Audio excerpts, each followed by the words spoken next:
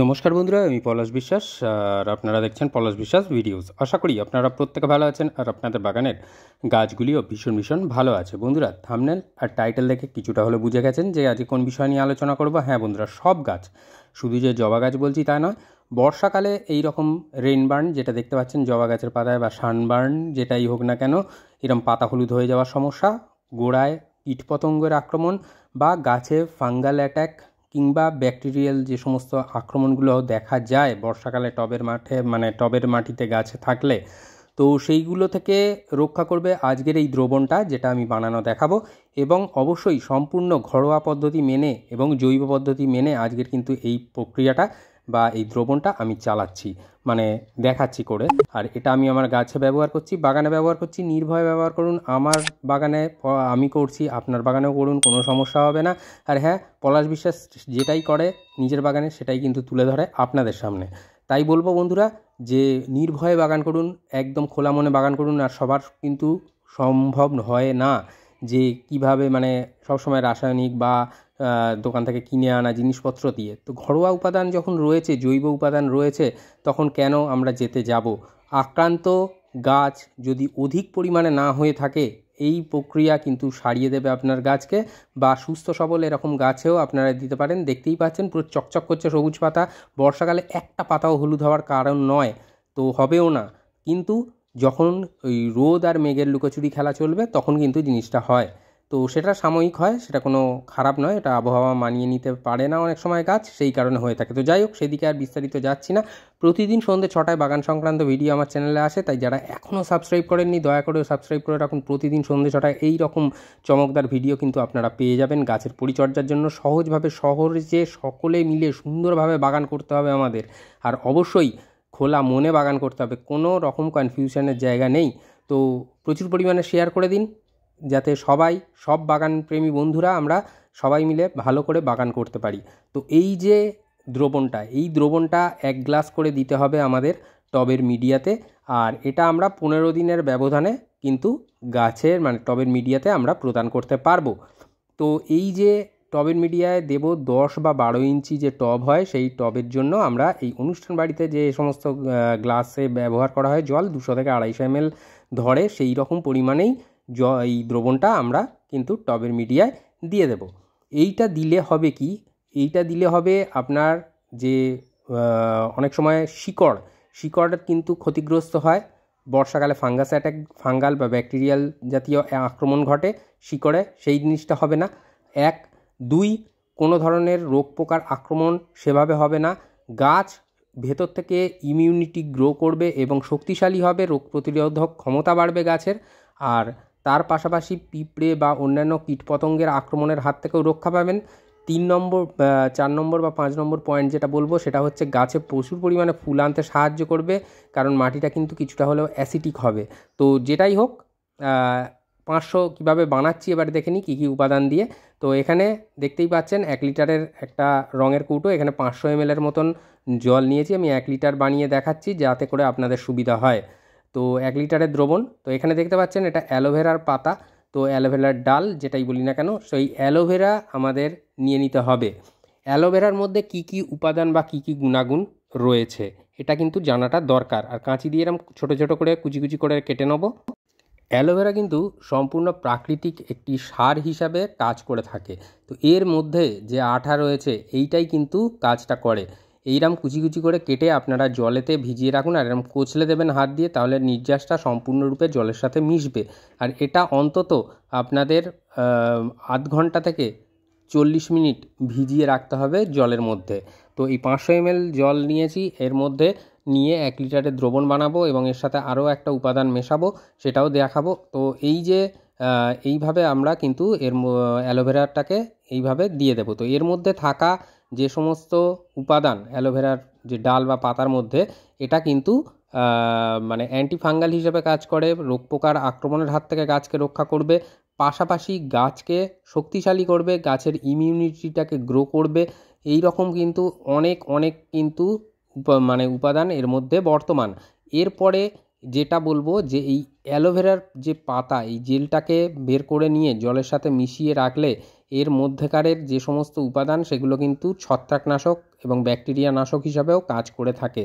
তো তাই বলবো বন্ধুরা, ভীষণ পরিমাণে গুরুত্বপূর্ণ একটা জিনিস এই অ্যালোভেরা।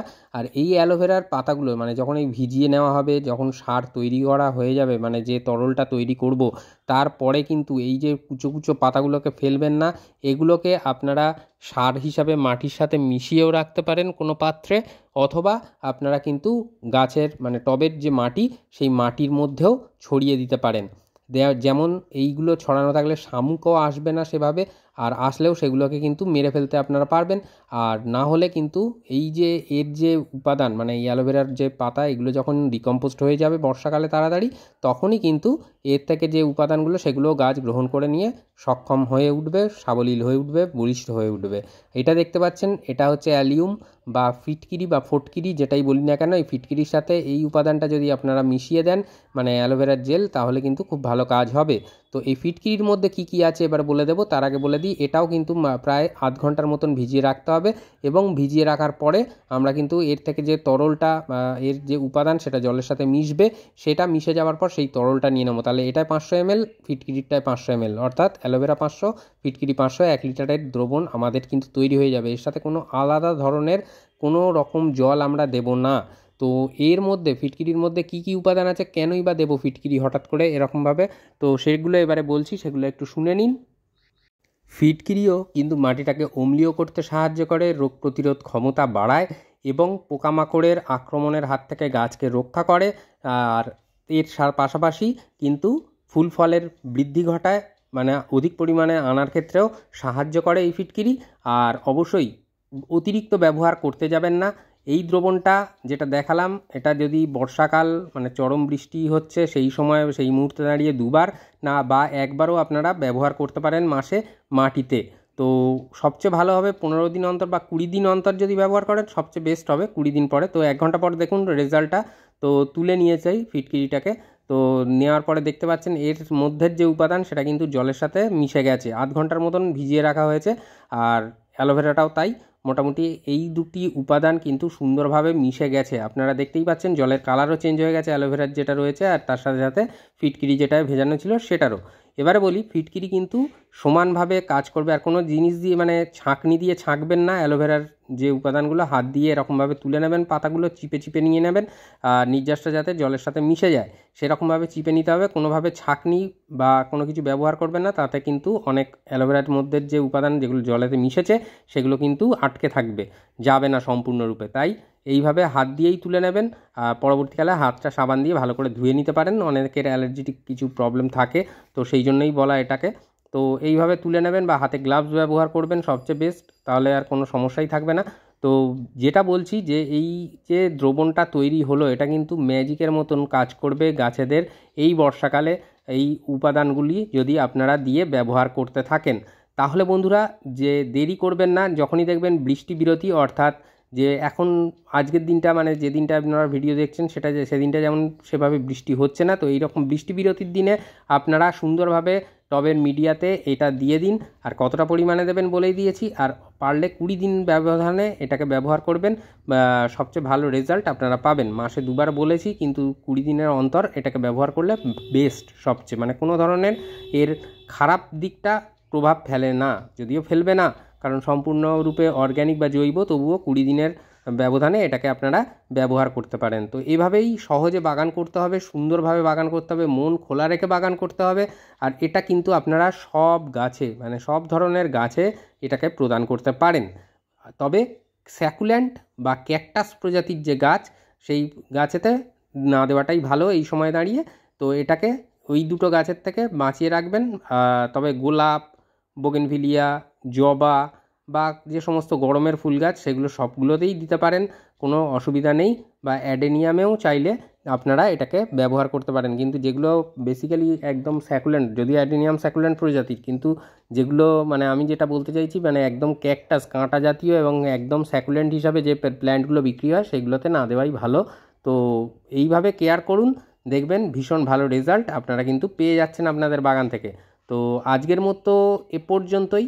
যদি কোনো ধরনের প্রশ্ন থাকে অবশ্যই কমেন্ট বক্সে প্রশ্ন করবেন, আমি সবার প্রশ্নের উত্তর দিয়ে থাকি। মন থাক চিরসবুজ, পৃথিবী হোক সবুজময়, এই বলে আজকে এখানেই সমাপ্ত করছি। আবার আসছি আগামীকাল ঠিক সন্ধ্যে 6টায় নতুন কোনো ভিডিওর সাথে। ততক্ষণ সকলে সুস্থ থাকুন, ভালো থাকুন। আর হ্যাঁ, নতুন কোনো ভিডিও মানে নতুন কোনো গাছের পরিচর্যার সাথে। ভালো থাকুন, সুস্থ থাকুন, আর প্রচুর পরিমাণে গাছ লাগিয়ে বাগানটাকে সাজিয়ে তুলুন। মন ভালো রাখার পাশাপাশি জীবনদায়ী অক্সিজেনটাও আমরা কিন্তু পেয়ে যাব। তো আজকের মতো এ পর্যন্তই বন্ধুরা, আবার আসছি আগামীকাল ঠিক সন্ধ্যে 6টায়। খুব ভালো থাকবেন সকলে, নমস্কার।